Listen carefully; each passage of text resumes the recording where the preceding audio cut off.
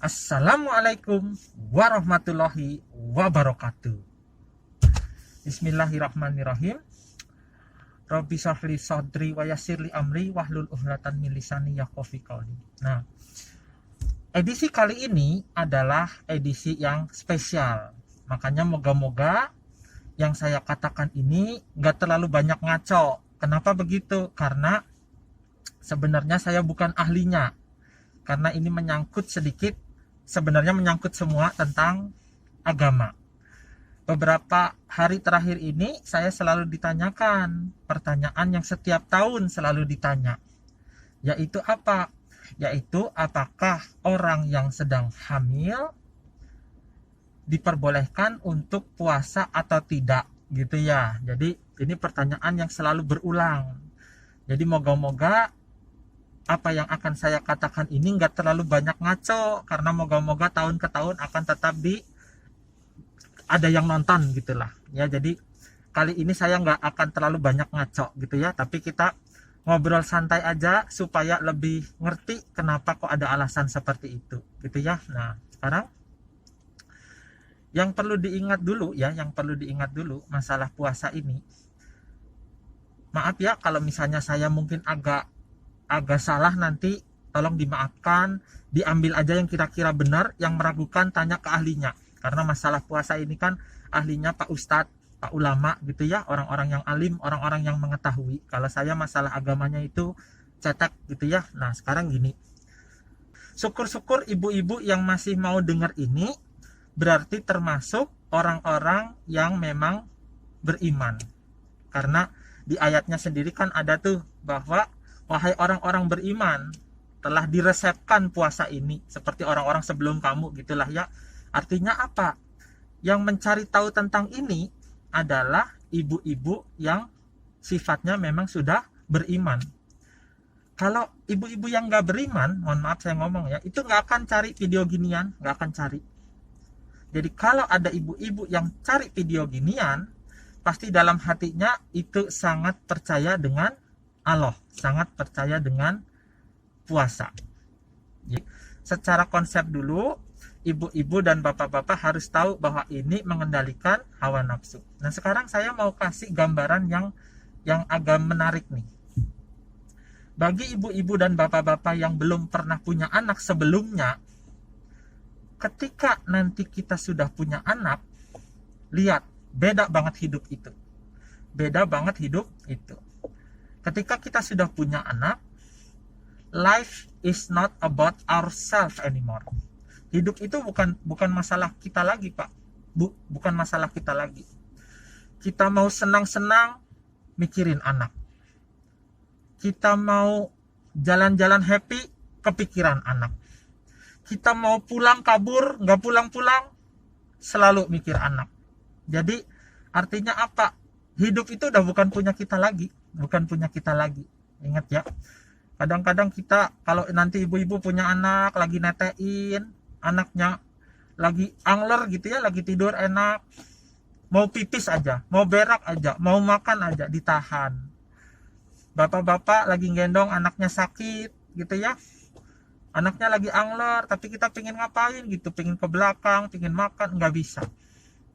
Itu hal-hal yang kecil, apalagi hal-hal yang besar. Jadi ingat, ketika nanti punya anak, maka hidup itu bukan punya kita lagi. Jadi sebenarnya untuk jadi orang tua itu, kita harus bisa mengendalikan hawa nafsu. Nah, satu, itu aspeknya dulu. Sedangkan hawa nafsu ini, di dalam hati, itu sifatnya kayak anak kecil. Hawa nafsu itu, di dalam badan itu, memang dikasih sama Gusti Allah. Kenapa kok Pak Dokter kok dikasih? Manusia tanpa hawa nafsu itu nggak akan berkembang, tidak akan punya ambisi, tidak akan maju, tidak akan menjadi khalifah atau pemimpin daripada alam ini seperti yang dikehendaki Gusti Allah. Jadi hawa nafsu itu diperlukan untuk manusia tumbuh. Coba aja itu lihat, mohon maaf ya, suruh lihat jin gitu ya, golongan jin gitu, disuruh bikin kemajuan yang manusia bikin gitu, ilmu pengetahuan, ilmu menata sosial, kan nggak bisa. Membikin negara yang teratur, membikin alat-alat untuk menembus langit, itu kan susah. Makanya manusia dikasih akal, hawa nafsu kayak gitu, sehingga bisa maju. Nah, cuman hawa nafsu ini kayak anak kecil. Dia tidak akan berhenti meminta, tidak akan berhenti meminta kecuali belajar dikekang, belajar dikendalikan. Nah, oleh karena itu yang namanya puasa itu justru akan membentuk manusia menjadi lebih bisa mengendalikan alat yang tadi dikasih sama Gusti Allah, yaitu hawa nafsu tadi. Kalau kita sudah bisa mengendalikan hawa nafsu, nyambung tuh sama yang tadi, yaitu menjadi orang tua yang baik. Nah, kalau sekedar menjadi orang tua mah gampang. Modalnya cuma gitu. Istilahnya ya, bisa hamil, bisa beranak, gampang. Tapi menjadi orang tua yang baik, itu yang susah. Harus menjadi pribadi yang lebih baik. Untuk menjadi pribadi yang lebih baik, perang paling besarnya adalah melawan hawa nafsu, mengendalikan hawa nafsu.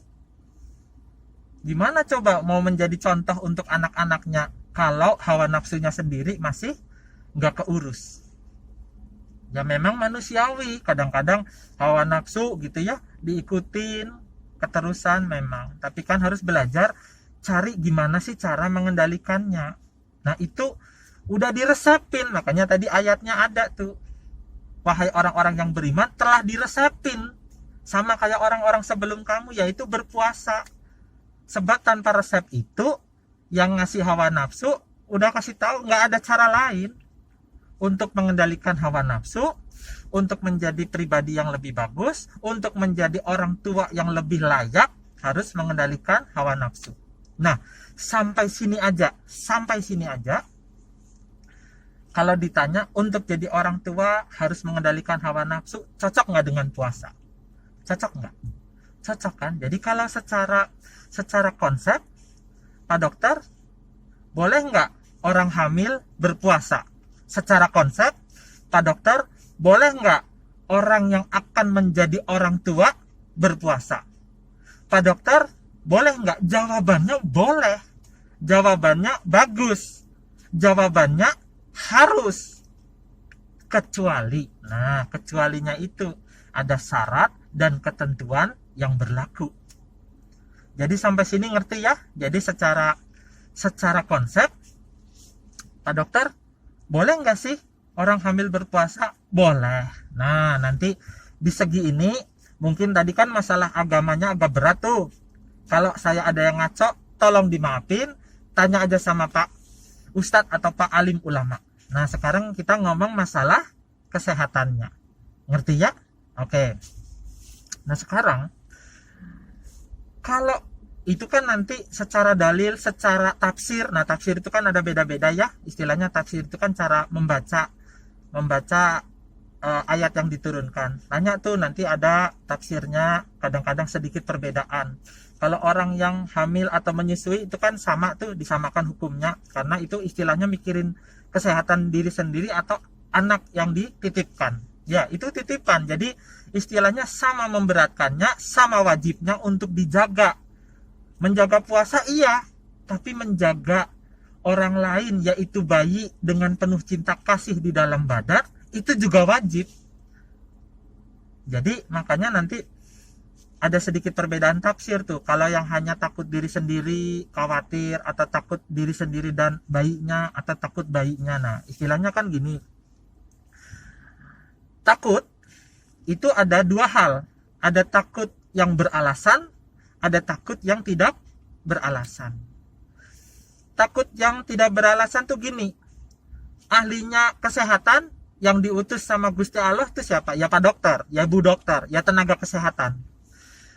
Artinya gini, kalau tenaga kesehatannya bilang ini membahayakan atau lebih baik tidak, nah itu nanti kan yang ditanya sama Gusti Allah, pendapatnya itu nggak ngaco, nggak asal-asalan, itu kan ya tenaga kesehatannya, ya dokternya, kan gitu ya. Tapi kalau dokter bilang, oh ini baik-baik aja kelihatannya, tapi tetap khawatir, ibu hamilnya tetap khawatir, atau ibu menyusuinya tetap khawatir, itu namanya kekhawatiran yang tidak berdasar.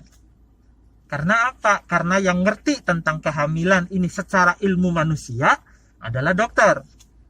Ngerti ya? Tapi kalau dia khawatir dan memang ada alasannya secara keilmuan oleh Pak Dokter, oleh Bu Dokter, berarti dia khawatir yang beralasan. Makanya nanti itu ada pembedaan. Kalau misalnya yang hanya khawatir saja harus membayar di lain waktu atau membayar denda kayak gitu. Nah itu belajar sendiri. Saya nggak ahlinya itu. Tapi kurang lebih pikirannya gitu. Nah bagi ibu-ibu yang beriman sebenarnya bulan ini kan merupakan bulan yang sangat dimuliakan. Bulan tempat dimana sangat mulia. Bulan dimana petunjuk turun pelan-pelan. Bener ya? Makanya gini, petunjuk itu nggak gampang loh turunnya. Ini bulan sangat mulia. Petunjuk itu nggak main-main turunnya. Gusti Allah mau langsung ngomong gitu ya sama manusia-manusia beleguk kayak kita, kitanya nggak tahan, terlalu kotor.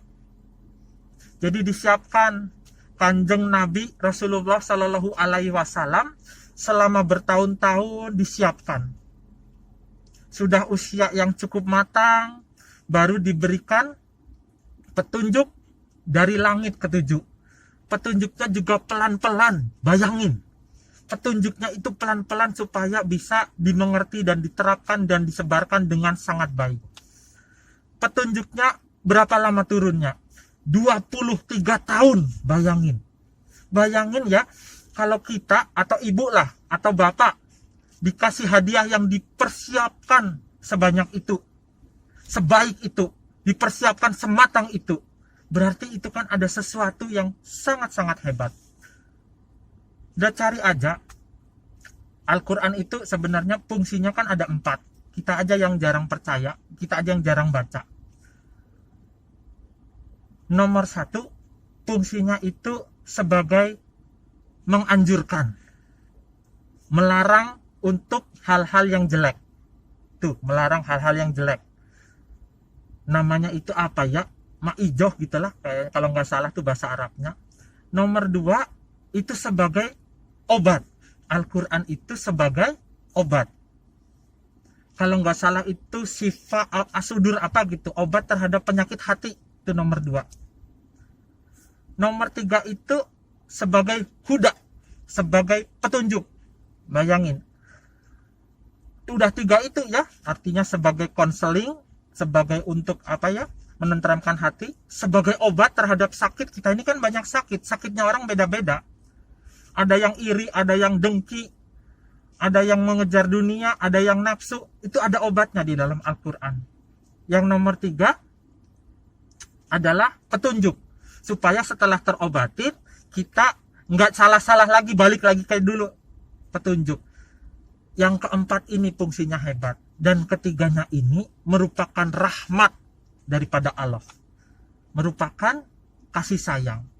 Nah yang itu yang mau saya bilang. Bulan ini itu, bulan dulu itu disiapin sebaik-baiknya petunjuk buat manusia-manusia begajulan kayak saya, kayak ibu bapak.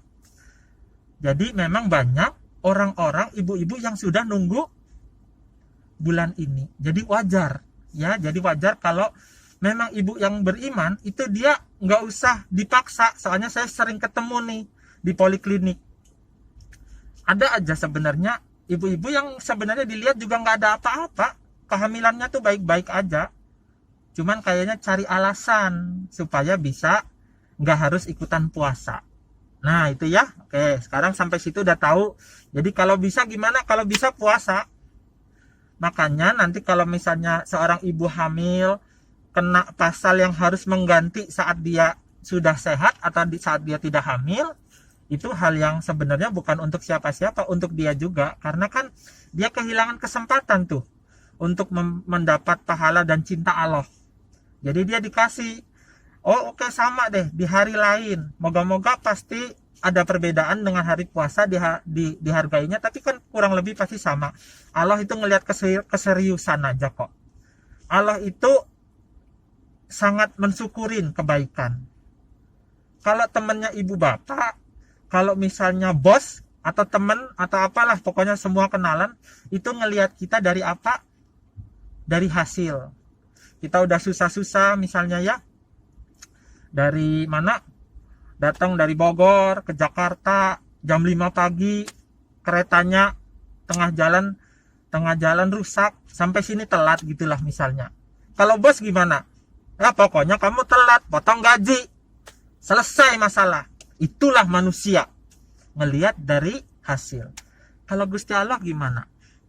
Kamu mau puasa? Iya. Kuat enggak? Saya usahain Allah. Coba. Aduh ternyata enggak kuat. Aduh ternyata sakit. Aduh ternyata dedenya bermasalah. Rasanya enggak enak dedenya. Kata Allah apa? Ya udah, enggak apa-apa. Saya ngelihat kamu kayak gini aja udah senang banget. Karena Allah itu sangat mensyukuri, maha mensyukuri kebaikan hambanya. Ngerti ya? Nah memang kalau masalah nanti secara fikihnya, secara hukumnya, itu kan nanti harus ada yang ganti di lain hari. Nah ini susahnya jadi wanita. Saya sih ngomongnya gampang ya, bapak-bapak ngomongnya gampang. Bayangin ibu-ibu yang dibuntingin sama bapaknya tiap tahun. Bunting tahun ini, tahun depan nyusuin, tahun depannya lagi bunting, tahun depannya lagi nyusuin, terus kapan puasanya? Makanya kalau punya keluarga itu bapak-bapak itu dikendalikan entongnya. Jangan setiap tahun beranak. Ngerti ya? Jadi mikirnya itu agak gimana sih? Jangan mikir diri sendiri gitu loh. Namanya punya anak itu kerjaan berdua. Gak bisa kerjaan sendiri. Ngerti ya? Nah, sekarang masalah fisik. Jadi intinya berpuasa boleh, berpuasa baik kecuali. Sekarang saya ngomong dulu nih, yang gampang. Saya ngomong dulu kalau orang sehat, kalau kehamilan sehat. Pak dokter, bener nih kalau misalnya orang hamil itu nggak apa-apa tuh, dede bayinya nggak makan segitu lamanya. Nah itu pertanyaan paling gampang, pertanyaan paling sering. Kan puasa itu berarti dari imsak sampai dengan berbuka ya, itu kan lama tuh, berjam-jam. Betul ya? Oke, betul. Cara jawabnya yang gampang tuh ya, cara jawabnya yang gampang saya kasih tahu, cara jawabnya yang gampang. Pernah nggak waktu hamil nggak makan, nggak minum selama itu? Pernah nggak sih? Coba pikir baik-baik, tebak-tebakan. Pernah nggak? Ini saya ceritanya biar misterius. Jawabannya pernah. Kapan Pak Dokter? Jawabannya sering. Kapan Pak Dokter? Nah, Ibu bayangin ya, sholat isya jam 7 atau setengah 8 lah. Dah. Habis sholat isya ketiduran. Habis makan maghrib, salat isya ketiduran. Tidur bablas sampai besok pagi. Kadang-kadang bablas subuh harusnya setengah 5, dia bablas jam 6. Dah Gusti Allah mah memahami lah kalau tidur. Dah. Jadi itu hampir 12 jam. Kadang-kadang ada yang bablas kebangetan sampai jam 7 gitu ya, namanya rumah gelap atau apa.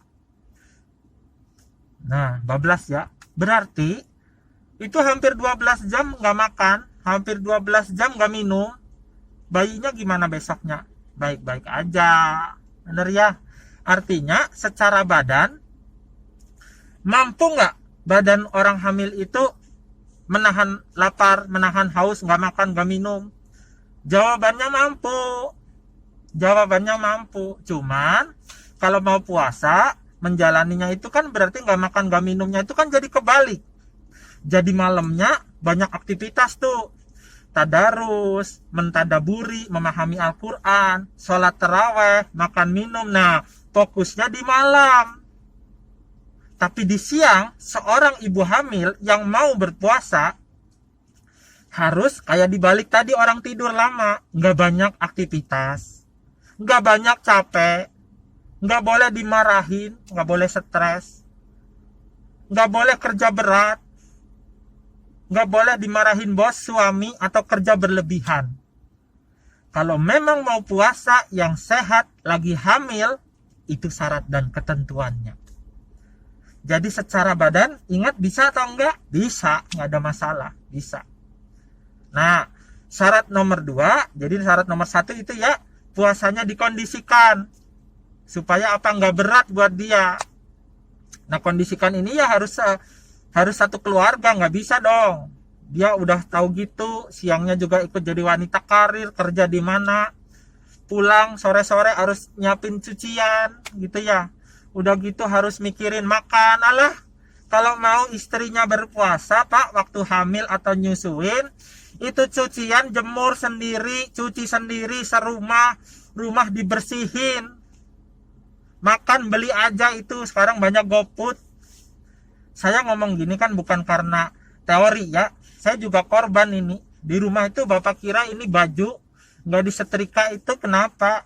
Ya karena kita cuci sendiri, kita jemur sendiri, nggak usah setrika-setrikaan zaman sekarang, corona gini percuma. Ya gitu ya, jadi dikondisikan puasanya kalau memang mau hamil dan berpuasa, itu nomor 1. Nah sekarang nomor 2, kalau memang mau berpuasa memang dicek dulu sama ahlinya, yaitu dokter kandungan atau ibu bidan. Sebisa mungkin mereka ngelihat apakah ada bahaya penyakit-penyakit pada ibu hamil. Ingat, ibu itu kemarin minta dititipin sama Allah, minta dititipin anak. Ya kan? Ingat nggak waktu nggak punya anak doanya apa? Berikan kami keturunan yang soleh, sampai berlinang air mata, sampai malam-malam bangun. Sekarang udah dikasih di dalam perut. Begitu udah ada titipan, prioritas hidup berubah. Jangan disamain. Kemarin memang prioritas, ada tuh prioritas pekerjaan. Jadi paling atas mungkin agama, kesehatan, keluarga, rumah tangga, bawahnya pekerjaan. Sekarang ada prioritas baru, yaitu menjadi orang tua yang dititipin amanah. Ini lebih tinggi daripada pekerjaan. Ini lebih tinggi daripada sekedar absen, prestasi, indeks pencapaian, lebih tinggi dari itu. Jangan sampai Allah marah nanti. Dia nanya, kemarin sampai nangis-nangis, katanya minta anak. Sekarang udah saya kasih anak, ditinggal jaga malam, ditinggal lembur, ditinggal lomba untuk perusahaan ini itu. Gimana sih maunya ini manusia? Saya aja greget. Untung Allah itu maha sabar. Ngerti ya? Jadi kalau harus milih antara pekerjaan sama milih antara dititipin anak supaya sehat, sudah tahu mana yang harus dipilih. Ya itu. Nah nomor 2, tanya sama dokternya, saya ini ada sakit apa? Nah biasanya sakit kan ya udah jelas. Yang nggak boleh itu misalnya gangguan pencernaan yang parah gitu. Kalau nggak diisi dia mahnya sampai bloating, sampai mual-mual, sampai apa. Nah itu pasti sama dokter dimodifikasi. Oh sebelum sahur dikasih obat dulu supaya asam lambung nggak kambuh kayak gitu. Setelah buka juga sebelum makan kayak gitu. Tuh misalnya. Atau nomor 2, kondisi sistemik. Kondisi sistemik itu apa? Kondisi sebadan yang akan memperlemah kalau masalah. Jadi ingat, memang secara emosi gitu ya. Jadi ingat tadi, ini puasa itu ngontrol hawa nafsu. Jadi nggak makan, nggak minum, tapi ada yang lain yang harus dikendalikan, yaitu marah, segala macam emosi. Jadi pada ibu-ibu yang emosinya labil juga kan nggak boleh. Istilahnya emosi yang labil, gangguan pencernaan, mual muntah, ada kencing manis yang tidak terkontrol, gula darahnya naik turun, ya hipertensi yang nggak bisa putus obat. Nah kayak gitu. Jadi kalau siang nggak minum obat, tensinya naik turun, bahaya ke bayi. Nah sayangnya hari yang kayak gini ini harus ditanyain, karena kasusnya itu satu persatu. Kencing manis, darah tinggi, gangguan pencernaan, misalnya, pokoknya yang tergantung obat. Jadi bagusnya memang konsultasi, itu bisa dimengerti. Makanya sebelum menjalani bulan puasa itu pada datang, biasanya rame itu, periksa itu rame bener, kadang-kadang lebih dari yang biasanya gitu, karena orang penasaran boleh atau enggak. Tapi intinya ditanyain keadaan bayinya gimana, misalnya pertumbuhan janinnya kok kecil ya dibanding usianya, kok kecil. Biasanya dokternya nggak terlalu nganjurin, atau air ketubannya kok kurang, atau misalnya ibunya aliran darahnya seret atau kental gitu, aliran darahnya tinggi terus seret, jadi dari ibu ke bayi itu nggak optimal. Nah ini kalau dikasih puasa lagi gimana, karena yang dari ibu ke bayi yang dititipkan sama Gusti Allah itu makan, minum, napas, darah. Kalau cairannya kurang, kalau gulanya turun, makanannya turun ke bayi, udah gimana? Ingat tadi, ini adalah titipan. Gitu ya. Jadi intinya sih kayak gitu. Nah, kalau nanti memang ya itu tuh saya bilang tuh susah ya. Kalau memang ibu nggak puasa, terus gantinya kapan gitu. Bayangin, kalau 3 tahun berturut-turut, 4 tahun hamil, nyusuin, 1 tahun ganti 30 hari, 4 tahun berapa hari ini? Ayo, 120 hari gimana coba? Makanya itu nanti nebusnya tanyalah triknya, tapi biasa saya kasih tahu sama ibu-ibu yang harus ganti itu ya harus teratur setiap minggu 2 kali puasa. Itu aja kan pasti susah, anak masih habis lahiran 4 tahun nyusuin 2 anak gitu ya. Pas udah tahun kelima kan anak lagi lari-lari, tapi kan insya Allah udah lebih kuat daripada waktu ngelahirin, nyusuin. Nah memang lebih kuat, tapi ya istilahnya tetap berat. Nah kita sih yang ngomong gini kayaknya gampang, tapi ya bagi ibu itu kan susah. Jadi teratur, dicicil. Pak dokter, itu banyak banget utangnya tuh, banyak banget utang puasanya belum kebayar, Bu. Bapak ya, tapi bapak tuh dengar tuh emang susah jadi wanita itu, kayaknya lebih gampang jadi cowok deh kalau saya pikir mah, bener dah. Untung ujian saya tuh dulu nggak dibikin jadi cewek. Jadi istilahnya gini, ibu kalau harus ganti puasa pun saya yakin, kalaupun ibu mohon maaf ya, ibu meninggal sebelum utangnya kebayar, tapi ibu udah dilihat sama Allah, berusaha dengan setulus hati untuk menggantinya, insya Allah kayaknya sih nggak apa-apa sih Bu sama Gusti Allah mah. Gusti Allah mah baik banget, asal itu ibu serius coba bayar ya, gitulah ya kira-kira ya. Nah jadi itu intinya ya, saya nggak terlalu banyak ngomong yang macam-macam, mohon maaf kalau ada yang salah ya. Nah lain kali saya doakan deh, ini moga-moga kalau yang puasa kali ini ibu nggak bisa ikut, nanti puasa yang tahun depan moga-moga udah stabil keadaan ibu, segala penyakit yang memperberat misalnya ada, moga-moga sudah terobatin gitu ya. Ya sudah, tolong ini di itu tuh jangan lupa tulisan biasa subscribe. Kasihan ini niat saya tuh, itu tuh sebenarnya kelihatannya aja bagus tuh, sebenarnya bawahnya itu tempat sampah.